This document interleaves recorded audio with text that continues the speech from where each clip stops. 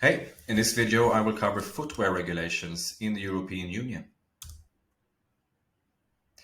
Right, we've got quite a bit of ground to cover in this one. So begin by the Directive on Labeling of Materials Used in Footwear. Then move on to the PPE regulation, which covers protective footwear, safety shoes and so on.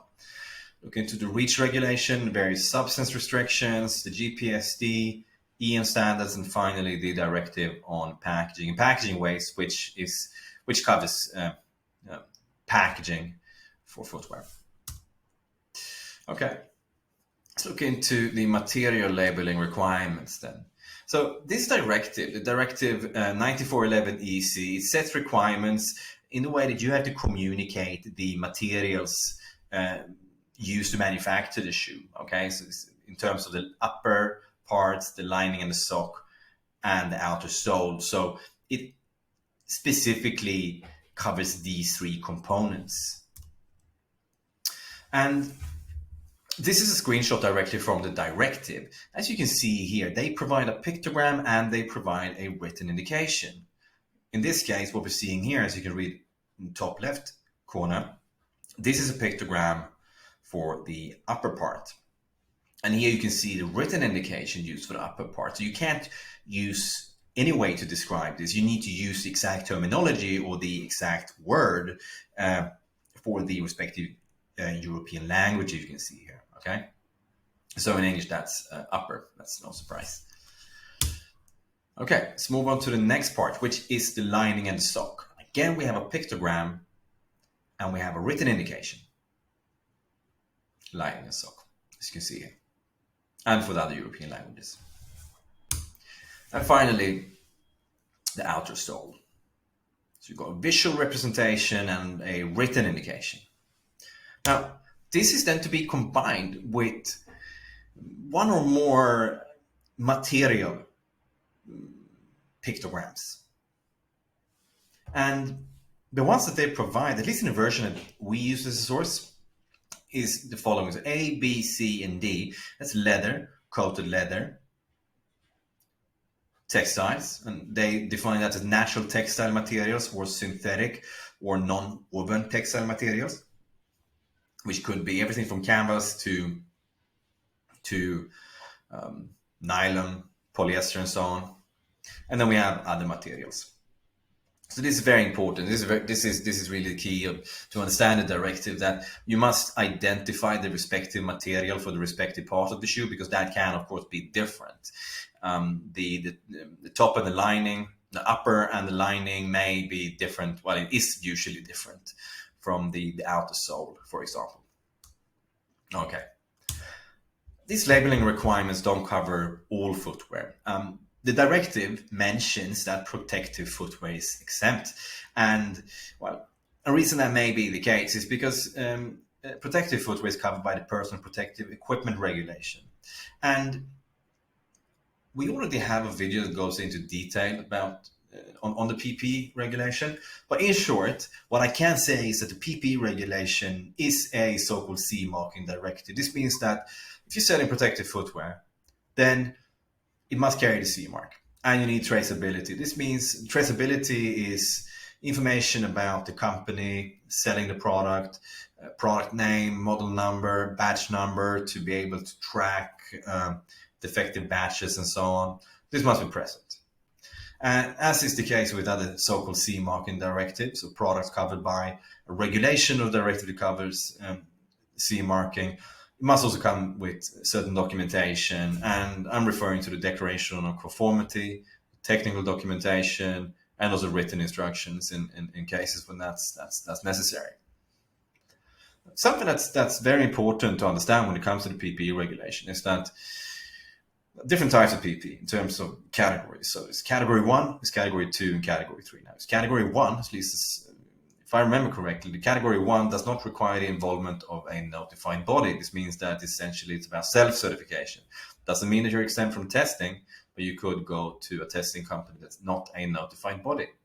But we did some research in 2022 for a customer, and if I remember correctly, our team determined that safety footwear or protective footwear can not necessarily every single time, but can sometimes be considered as category 2 PP, in which case a notified body is required. Now, in short, a notified body, they do a lot of the things that, well, testing companies do.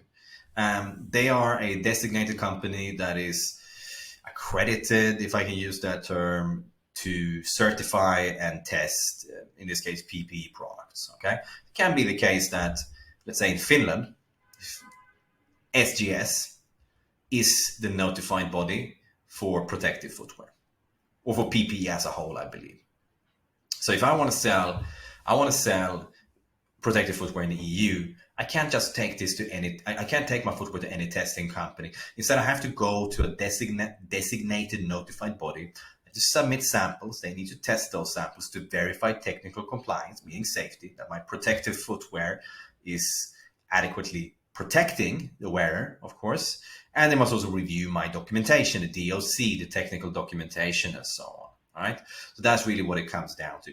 We also have a separate video and article on compliancegate.com dedicated to notified bodies and explaining how to find notified bodies and so on. So I'll leave it there. Okay. Now, another important, well, a very important regulation when it comes to footwear, or all consumer products for that matter, is that of REACH. So REACH is not specific to footwear. I just want to make that clear. But what REACH does is that it sets certain restrictions on chemicals and heavy metals, on lead, phthalates, cadmium, mercury, etc. And different types of restrictions. It can be outright bans, but often there's a cap, a limit, or a registration requirement, as is the case with SVHCs. But in practice, it's often necessary, if you're selling footwear in the EU, using imported materials to produce this footwear, or if you are importing footwear, ready-made footwear from outside the EU, from Turkey, from Vietnam, China, then lab testing is often required.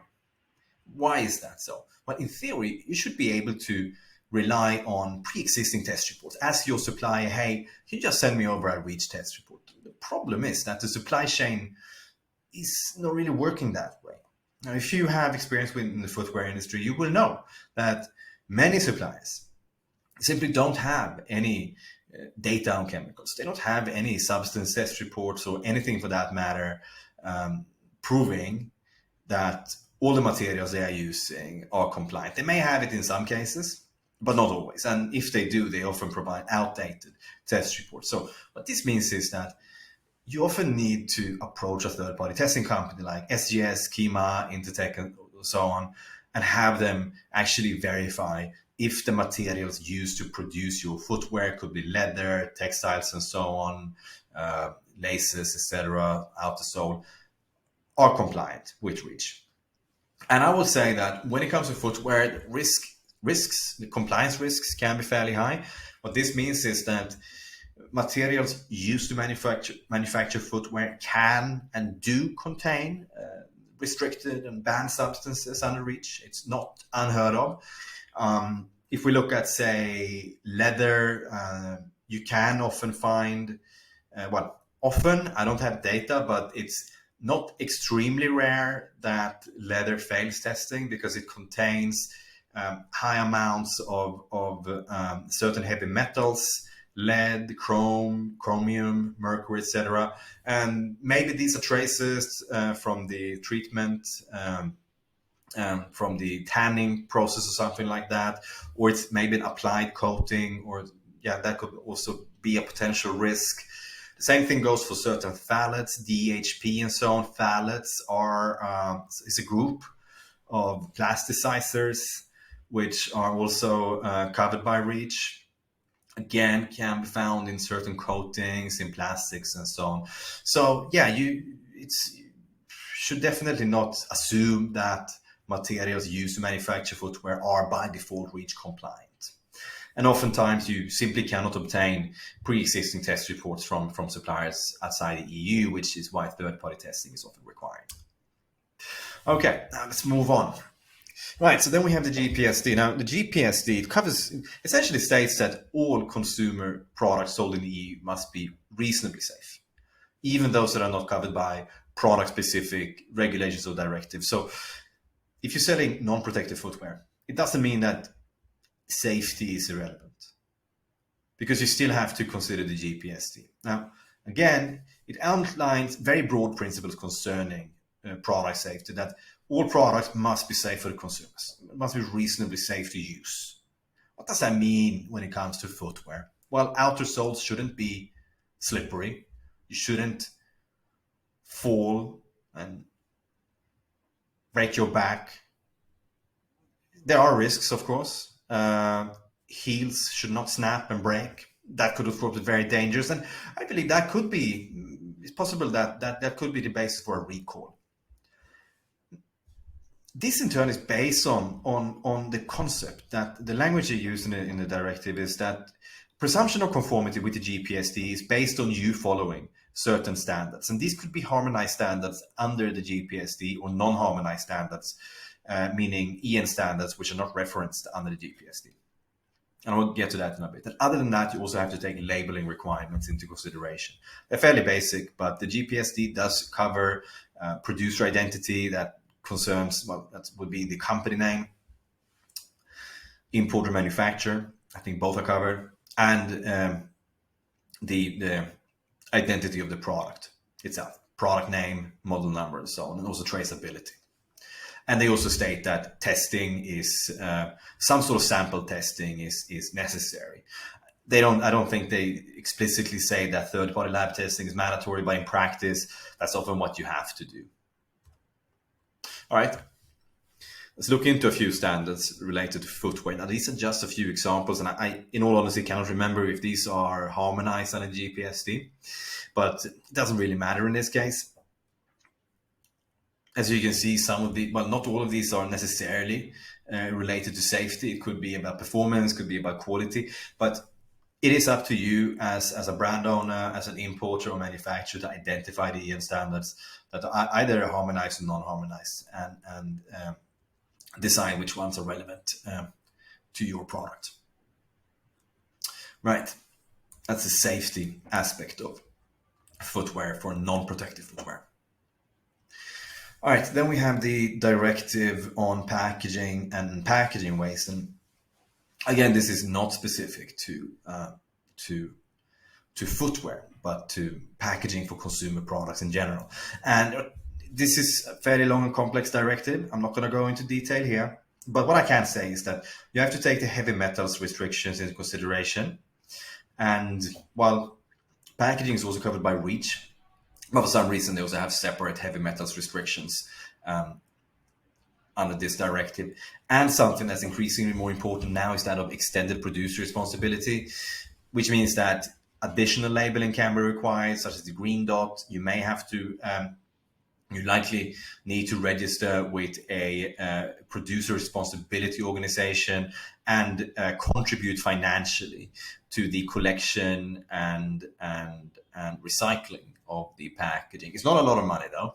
Again, you can find more information on the YouTube channel. We have a video dedicated to extended producer responsibility, and you can find the same on our website on compliancegate.com. But nonetheless, of course, very important. Okay, so that's everything I have to say about compliance requirements in the EU for footwear. If you have other questions, you can write them on YouTube, or you can go to compliancegate.com. Thank you.